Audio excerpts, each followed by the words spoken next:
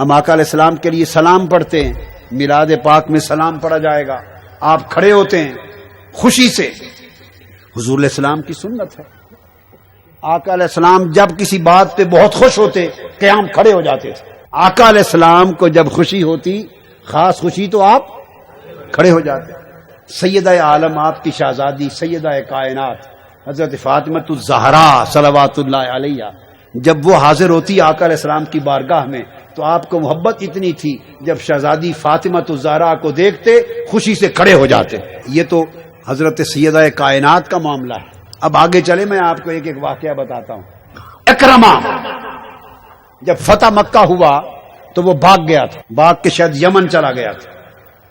اکرمہ اسلام قبول نہیں کیا۔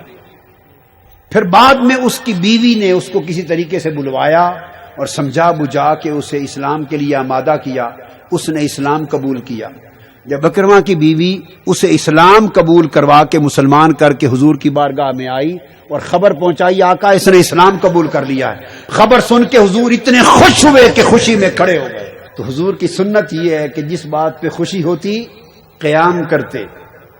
صحیح بخاری میں ایک اور حدیث ہے کہ آقا علیہ السلام بیٹھے تشریف فرما تھے، کچھ بچے اور بچیاں کسی شادی کی تقریب سے واپس آ رہے تھے، اچھے اچھے لباس پہنے ہوئے تھے، بچے بچیاں تھے، شادی کی تقریب سے پلٹے، آقا علیہ السلام نے ان کو دیکھا، بڑے اچھے لگے، تو اچھے لگے، خوش ہوئے ان کو دیکھ کر، تو حدیث پاک میں خوش ہو کر حضور کھڑے ہو گئے اور کھڑے ہو کے فرمانے لگے اللہم، اللہ کا نام لیا اور کہا کہ انتم من احب الناس الیہ، میں تم سے بہت محبت کرتا ہوں۔